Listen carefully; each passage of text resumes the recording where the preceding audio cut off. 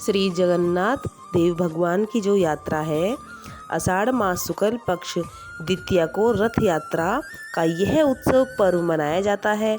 बड़े ही धूमधाम से इस पर्व को मनाते हैं। इस दिन भगवान का रथ सुभद्रा सहित बड़े धूमधाम से निकाला जाता है। श्री जगन्नाथ देव भगवान को उनकी रथ यात्रा पूरे भारतवर्ष में विख्यात रूप से श्री जगन्नाथ जी को रथ यात्रा कराई जाती है। श्री जगन्नाथ जी का जो रथ होता है, यह रथ 45 फीट ऊंचा और 35 फीट चौड़ा अर्थात 35 फीट लंबा होता है, जिसमें 16 पहिए होते हैं। इसी प्रकार से सुभद्रा जी का रथ 43 फुट ऊंचा होता है और उसमें 12 पहिए होते हैं। प्रतिवर्ष नए रथों का इस्तेमाल किया जाता है। मंदिर से सिंह द्वार से होकर रथासीन होकर भगवान जनकपुर की ओर प्रस्थान कराए जाते हैं। जनकपुर पहुंचने पर भगवान वहां 3 दिन निवास करते हैं। इस स्थल पर लक्ष्मी जी से भी उनका साक्षात्कार होता है। तत्पश्चात पुनः रथ जगन्नाथपुरी को लौटकर आते हैं। श्री जगन्नाथ देव भगवान जी का विष्णु भगवान का स्वरूप ही माना जाता है। प्रभु की इतनी शक्ति है कि इनके दर्शन से ही सभी भक्तों के समस्त पाप नष्ट हो जाते हैं। कहा जाता है कि यथासंभव जगन्नाथ जी का जो मंदिर है बैकुंठ धाम से प्रसिद्ध है, अर्थात इनके दर्शन से ही मात्र व्यक्ति के समस्त पाप नष्ट हो जाते हैं। श्री जगन्नाथ जी की कथा सुनने के लिए हमारे चैनल को सब्सक्राइब कीजिए, लाइक कीजिए, शेयर कीजिए।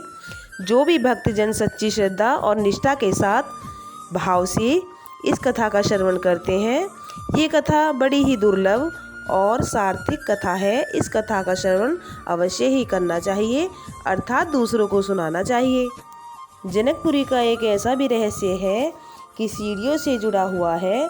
जो कि व्यक्ति सीढ़ियों पर कदम रखता है, मानो यथासंभव जगन्नाथ मंदिर का बैकुंठ धाम प्रसिद्ध है, वहां पर जाते ही कदम रखते ही जगन्नाथपुरी में मनुष्य के समस्त पाप नष्ट हो जाते हैं।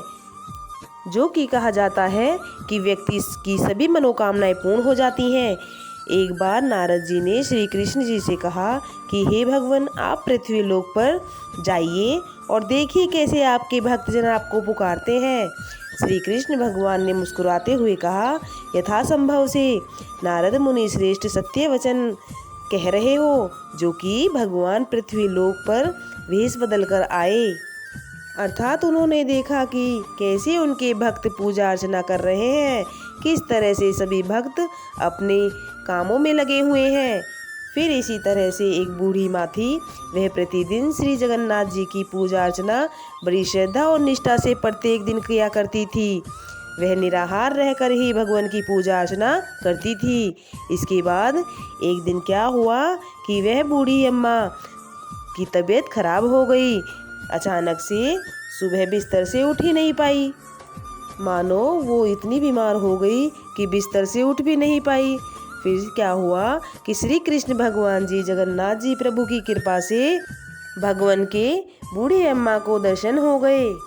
ऐसा चमत्कार हुआ कि भगवान जगन्नाथ जी ने बूढ़ी माँ को दर्शन दे दिए।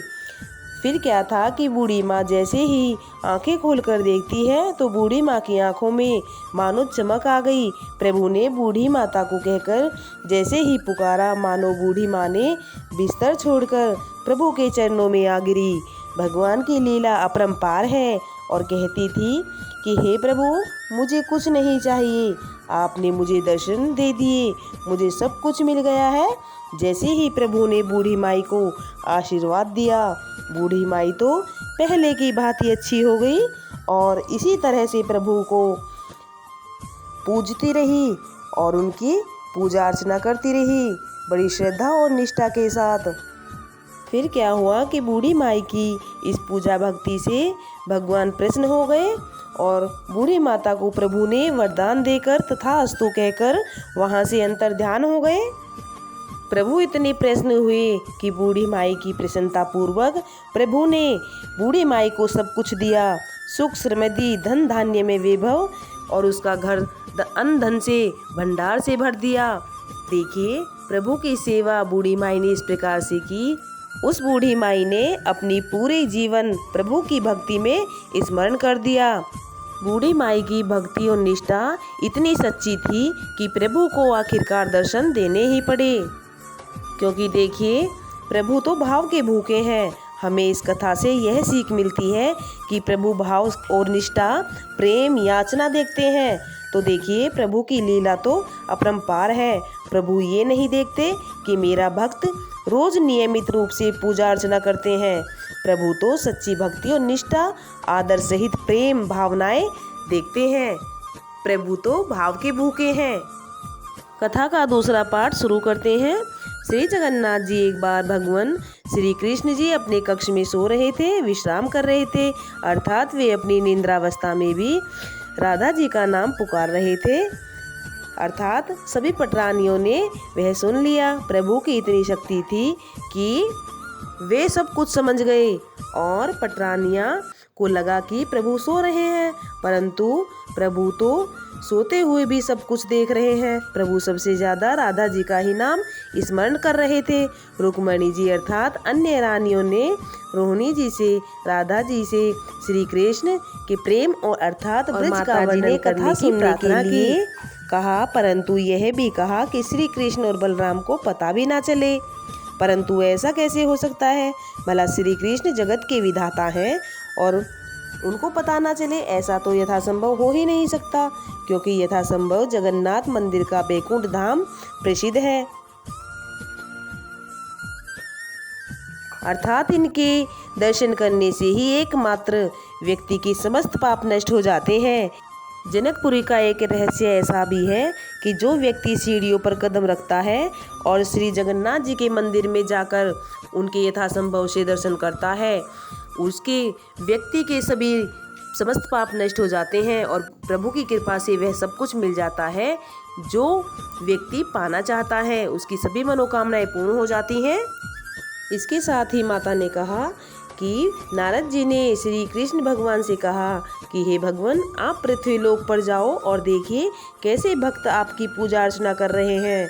श्री कृष्ण भगवान मुस्कुराते हुए कहने लगे कि यथासंभव।